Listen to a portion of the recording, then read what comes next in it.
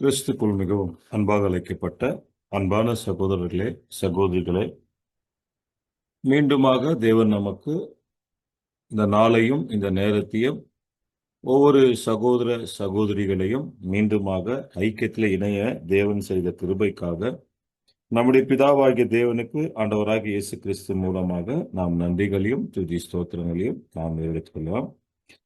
இந்த நாளில கூட தேவன் நமக்கு என்ன சொல்ல வரார், என்ன ஞாபகப்படுத்த போறார் அப்படின்னு பார்க்கும்போது, ஏன் நமக்கு தேவன் அடிக்கடி ஞாபகப்படுத்துறாரு அப்படின்னா, நம்ம மாம்ச சரீரம் அவ்வளோ பலவீனமா இருக்கு. கொஞ்சம் நம்ம கேப் கொடுத்துட்டோம்னா தேவனை பற்றியும் தேவனுடைய திட்டங்களை பற்றியும் கொஞ்சம் கேப் கொடுத்துட்டோம்னா, அந்த கேப்ல என்ன ஆயிடும்னா, இந்த உலகம், சாத்தானுடைய சிந்தனைகள், இந்த சரீரத்தில் இருக்கக்கூடிய பலவீனங்கள் என்ன ஆயிடும்னா ஃபில் ஆயிடும். அதனால தேவன் நமக்கு என்ன பண்றாருன்னா, ஒவ்வொரு நிமிஷமும் ஒவ்வொரு விதவிதமான ஆகாரங்களை தராரு, ஞாபகப்படுத்துறாரு. எப்பவுமே நம்முடைய சகோதரர் ராஜு ஒரு வார்த்தை சொல்வார், நீங்க எத்தனை பேர் கவனிச்சுக்கிறீங்கன்னு தெரியாது. நம்ம சென்னை ராஜு பேகர் இந்த நாள் முழுதும் இந்த வசனங்கள் நம்மளை பாதுகாத்து சந்தோஷ சமாதானம் அப்படின்ற ஒரு வார்த்தை யூஸ் பண்ணுவார் அடிக்கடி. அதான் உண்மை அன்பான சகோதர சகோதரிகளே. அப்போ காலையில தேவன் நமக்கு ஒரு மன்னா சகோதரர் மூலமா கொடுக்கிறாரு, ஒரு சகோதரி மூலமா பாடல் கொடுக்கிறாரு, இன்னொரு சகோதரர் மூலமா எம்சி பண்றாரு, இன்னொரு சகோதரர் மூலமா எக்ஸ்பிளனேஷன் பண்றாங்க, இன்னொரு சகோதரர் வாய் ப்ரேயர் எல்லாம் பண்றாங்க. எதுக்குன்னா, ஒவ்வொரு நாவும் தேவனுடைய வாயா இருக்கிறதுக்கு தான் தேவன் யூஸ் பண்றாரு. அப்படி யூஸ் பண்ணும்போது நம்ம காது என்ன பண்ண வைக்கிறாருன்னா யூஸ் பண்றாரு. நம்முடைய செவிகள் திறக்கணும், நம்முடைய மந்தமா இருக்கக்கூடிய காதை தெளிவாக்குறார் தேவன். அப்ப இன்னைக்கு நம்ம பார்க்கக்கூடிய ஒரு முக்கியமான ஒரு விஷயம், இது பெரிய விஷயம். இது சாதாரணமான விஷயம் இல்ல. அன்புன்ற ஒரு வார்த்தை சொல்றது ரொம்ப ஈஸி. 3 எழுத்து தான். இந்த 3 எழுத்த கரம் பிடிக்கிறது ரொம்ப கடினமான ஒரு விஷயம். ஆனா அன்பு அப்படின்னு எடுத்தா, அப்பாவுடைய அன்பு இருக்கு, அம்மாவுடைய அன்பு இருக்கு இல்லைங்களா? அண்ணனுடைய அன்பு இருக்கு, அக்காவுடைய அன்பு இருக்கு, தங்கச்சியுடைய அன்பு இருக்கு, தம்பியுடைய அன்பு இருக்கு, அப்புறம் பிள்ளைகளுடைய அன்பு இருக்கு. இப்படி பேர பிள்ளைகள்ல இருந்து கொள்ளு தாத்தா வரைக்கும் நம்ம போயிட்டே இருக்கலாம். அப்புறம் அப்படியே உலகத்துல வந்தா நண்பர்களுடைய அன்பு இருக்குது, உற்றார் உறவினர்களுடைய அன்பு இருக்குது. எல்லா அன்பும் நம்ம பார்க்கிறோம். அந்த அன்பு தெளிவா இருக்கா அப்படின்னா, அன்பு தான்.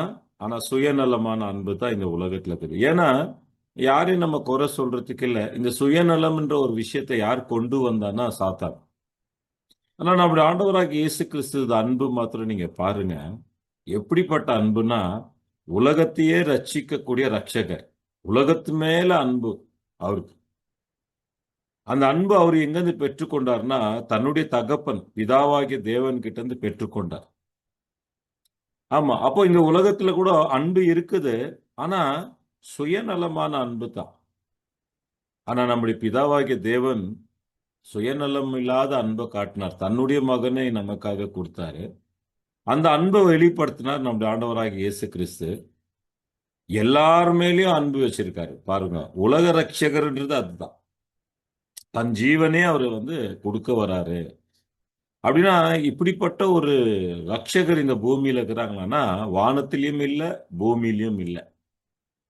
வானத்திலையும் இல்ல, பூமியிலையும் இல்ல. இப்படிப்பட்ட அன்பை அறிந்தவர்கள் தான் நாமெல்லாம். நாம கூட ஒரு காலத்துல இயேசு கிறிஸ்து அன்பை பத்தி தெரியும். ஆனா பிதாவுடைய அன்பை பத்தி நமக்கு தெரியாது. ஏன்னா அவர் வேற, இவர் வேறுன்னு நமக்கு தெரியாது. இவர் தான் அவர், அவர் தான் இவராக நம்ம விசுவாசித்த நாட்கள் உண்டு. ஆனா இந்த உலகத்தின் மீது இவ்வளவு பெரிய அன்பு வச்சாருன்னு, அந்த மீட்கும் பொருள், த ரான்சம் இல்லைங்களா? ரொம்ப முக்கியமாக அந்த ஆன்டி லூட்ரான் கிரேக்க பதத்துல சரி நிகரான சமமான விலை. ஒரு மனுஷன் இழந்து போன ஜீவனுக்கு இன்னொரு மனுஷனு, அதாவது முதல் ஆதாம் இழந்து போன அந்த ஜீவனுக்கு 2ஆம் ஆதாம் தன் ஜீவனை கொடுக்கிறார். அப்ப இந்த எல்லாம் அறிந்தவர்கள் தான் நாம. இதை மாத்திரம் இல்ல, இந்த சுவிசேஷ யுகத்துல அதாவது 1,44,000 பேர் நம்ம உடன் அங்கங்கள் சகோதர சகோதரிகள்னு யாருமே கொடுக்க முடியாத ஒரு பந்தத்தை பிதாவாகிய தேவன் தன்னுடைய மகன் மூலமாக தன்னுடைய மகனுக்கு ஒரு சரீர அங்கமாக கொடுத்தார். இதுதான் சகோதர அன்பு.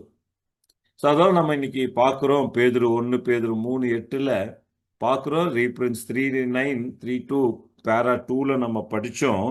அப்போ இந்த கிறிஸ்துவின் சரீர இல்லைங்களா அங்கமா மாறக்கூடியவர்கள் எப்படிப்பட்ட சகோதர சிநேகம் உள்ளவர்களா இருக்க வேண்டும்.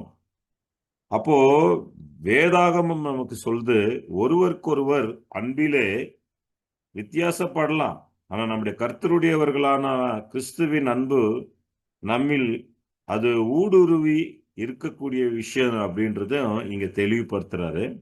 இது கிறிஸ்துவுடைய ஆவியில தான் நடக்கும். கிறிஸ்துவுடைய ஆவி இல்லாதவன் அவனுடையவன் அல்ல அப்படின்ட்டார். அப்படின்னா இன்னைக்கு கிறிஸ்து அப்படின்னால இயேசுவும் அவருடைய சரீராங்க. இந்த 1,44,001 அவர் தலை, நாம சரீரம் அங்கங்கள். அப்போ இங்கே நமக்கு இந்த அன்பை நாம் நாளுக்கு நாள் கற்றுக்கொள்ளணும். அப்ப இந்த அன்பை எதிர் மத்தியில காட்டணும்னா நமக்குன்னு ஒரு பிரச்சனைகள் வரக்கூடிய சூழ்நிலையில நமக்கு வரக்கூடிய ஒரு பிரச்சனைன்றதோட ஒரு விசுவாச பயிற்சி சகோதரர்கள் மத்தியில, சபைகளில, சகோதர சகோதரிகள் மத்தியில் ஏதோ ஒரு மிஸ் அண்டர்ஸ்டாண்டிங், ஏதோ ஒரு புரிந்து கொள்ளுதல், இந்த மாதிரி எல்லாம் வரக்கூடிய சூழ்நிலைகள் தான் நம்ம சகோதர சிநேகத்தை முழுமையா காட்டணும். அப்போ சகோதர சிநேகம் உள்ளவர்கள் அவங்க எப்படி இருப்பாங்கன்னா, மன உருக்கம் உள்ளவர்களா இருப்பாங்க, இணக்கம் உள்ளவர்களா இருப்பாங்க.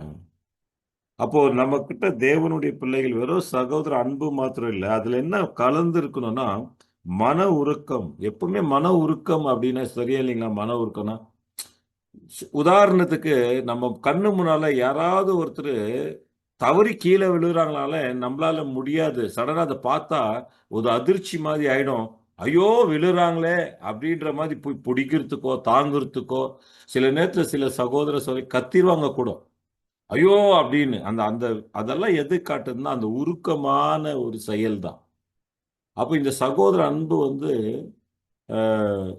ரொம்ப முக்கியமானது. அன்பான சகோதரர், இந்த சகோதர அன்பு தான் இது தனிந்து போகக்கூடிய காலத்துல நாம சத்தியத்துல வந்திருக்கோம். 10 வருஷத்துக்கு முன்னால இருந்த அன்பு இல்ல, 20 வருஷத்துக்கு முன்னால இருந்த அன்பு இல்ல, கம்மியாச்சானா குறைஞ்சுன்னு தான் போயினுக்குது. இப்போ மத்தியானம் கூட நம்ம சகோதரர் சொன்னார், இல்ல 6 வருஷத்துக்கு முன்னால இருந்த அன்பை நான் எதிர்பார்க்க முடியலன்னு. அப்போ இதெல்லாம் எதற்காகனா அன்பு தனிஞ்சு போகிற ஒரு வசனம் இருந்தாலும் அதை தனியாம பாதுகாத்து கொள்றதாங்க நாம. அதெல்லாம் அன்பான சகோதர சகோதரி, இந்த சகோதர அன்பு நம்முடைய இருதயங்கள்ல எப்படி இருக்குன்னா கொழுந்து விட்டு எரிகிறதா இருக்கணும். கொழுந்து விட்டு எரிகிறதா இருக்கணும். நம்மளை யார் அன்பு செய்யறாங்கன்னு நம்ம எதிர்பார்க்காம நான் என்ன செய்யறேன், நான் சகோதரனுக்காக சகோதரிக்காக என்ன செய்யறேன். அன்புன்னா என்ன நமக்கு நல்லா தெரியும். 1 யோவான் 3ல சகோதர சிநேகம் என்ன, தன் சகோதரனுக்காக ஜீவனை கொடுக்கிறது. அப்படியே தன்னுடைய சகோதரருக்காக ஜீவனை கொடுக்கறதுன்னா உதட்டுல இல்லைங்க, இல்ல அப்படியே போயிட்டு லிட்ரலாவே போய் செத்து போறதுன்னு அர்த்தம் இல்லை. பிரதர் நான் உங்களுக்காக உயிர் கொடுக்குறேன்னு நான் செத்து போற அதை பத்தி இல்ல. சகோதரருக்காக உயிர் கொடுக்கறதுன்னா என்னன்னா, நாம உயிரோட இருந்து ஒரு சகோதரனுக்காக ஒரு சகோதரிக்காக அவங்க கஷ்டப்படும் பொழுது, அவங்களுடைய கஷ்டங்கள் நமக்கு தெரிய வரும் பொழுது, அவங்களுக்காக நான் எப்படி மன உருக்கமுள்ளவனா இருக்கிறேன், இந்த விஷயத்துல எப்படி நான் இணக்கமுள்ளவனா இருக்கிறேன் அப்படின்றதுதான் தேவன் நமக்கு ஞாபகப்படுத்துறார். அன்பான சகோதர சகோதரிகளே, இதுல செய்யக்கூடிய சகோதரர்கள் செஞ்சுட்டு தான் இருப்பாங்க, செய்யாத சகோதர சகோதரிகள் செய்யணும், செஞ்சுன்னு இருக்கிற சகோதரர்கள் இன்னும் அதிகமா செய்யணும். இதை செய்யணும்னா ஒரே ஒரு விஷயத்தை தாங்க நாம வெறுக்கணும், சுயநலத்தை வெறுக்கணும். ஃபர்ஸ்ட் என்னுடைய குடும்பம், நான் என்னையே நான் அன்பு செஞ்சுக்கிறது, என்னுடைய மாம்சத்தில் இருக்கிற குடும்பங்களே அன்பு செஞ்சுக்கிறது அப்படின்னா குடும்பத்தில் இருக்கிறவங்களை அன்பு செய்யறதுன்னு இல்லை, குடும்பத்தில் இருக்கிறவங்களையும் டியூட்டி லவ் அது ஃபேமிலியில, அதாவது கடமை அன்பு அது வீட்டில் எல்லாமே செய்யணும். எத்தனையோ பேர் அந்த மாதிரி கடமை அன்புகள் செய்யாத ஃபேமிலிஸ் இருக்கிறாங்க. எத்தனையோ சகோதரங்களை நம்ம பார்க்குறோம், கடமைகளை வீட்டில் செய்கிறாங்க. வீட்டுக்கு வேண்டிய கடமைகளை செய்யணும். பிள்ளைகளுக்கு நம்ம என்ன அன்பு காட்டுறோம், அந்த அன்பு கடமைகளை காட்டணும். அதே மாதிரி சபைக்குள்ள சகோதர அன்பு வந்து ரொம்ப முக்கியம். அதுக்கு தான் 4 குவார்டர் மார்க் லவ் பற்றி நமக்கு 6th வால்யூம்ல இருக்கு. நீங்கள் அதெல்லாம் அப்பப்போ படிக்கணும். அப்போ இந்த 6வது தொகுப்புல அது 4 விதமான அன்பு இருக்குது. அதுக்குதான் அன்பை பத்தி சொல்லும் போது உயர, ஆழம், நீளம், அகலம் சொல்லியிருக்கார். அப்போ இதுல வந்து நம்ம ஆண்டவராகிய இயேசு கிறிஸ்து இந்த 4 காரியங்களை அவர் செஞ்சிருக்கிறார். என்டையர். அப்போ இங்க தேவனுடைய பிள்ளைகளுக்கு வந்து உலக ஜனங்கள் கிட்ட கூட நம்ம ரொம்ப ரெஸ்பெக்டா நடந்துக்கணும், ரொம்ப அன்பு காட்டணும். போறாங்கன்னு சொல்றதுக்கும் போறான்றதுக்கும் வித்தியாசம் இருக்குது. அந்த மாதிரி தேவனுடைய பிள்ளைகள் இப்ப என்ன பண்ணி ஆகணும்னா, சகோதர சிநேகம். கிறிஸ்துவின் ஆவி இல்லாதவன் அவருடையவன் அல்ல அப்படின்னு நம்ம ரோமர்ல வாசிக்கிறோம். வாசிக்கலாம் பாருங்க அந்த வசனம். ரோமர் 8ஆம் அதிகாரம் 9ஆம் வசனம்.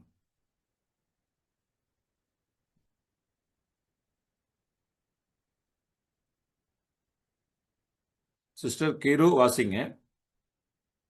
ரோமர் 8:9.